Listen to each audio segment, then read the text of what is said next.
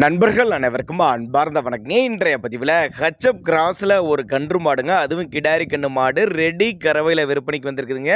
கம்மி பட்ஜெட் தான் சொல்லியிருக்காங்க. இந்த மாடும் கன்று எந்த ஊரில் இந்த விற்பனைக்கு வந்திருக்குது, இதனுடைய கறவை திறன் எவ்வளோ, விலை நிலவரம் எல்லாமே பார்க்கலாம் வாங்க. மாடு வந்து ஹச்எப் கிராஸ் தாங்க, கன்று மாடுங்க, கிடாரி கன்று தான் ஈன்றிருக்குது. கன்று போட்டு ஒரு வாரம் ஆகுதுன்னு சொல்லியிருக்காங்க. 2 வேளைக்கு ஒரு 12 லிட்டரு கறவை சொல்லி கொடுக்கலாம் அப்போ தாங்க நம்மளோட விற்பனையால் தெரிஞ்சுக்க. அப்படி மாட்டுக்கும் சரி கண்ணுக்கு சரி ரெண்டுக்கும் சுழி தப்பெல்லாம் எதுவும் இல்லை, சுழி சுத்தமான மாடு கண்ணுங்க.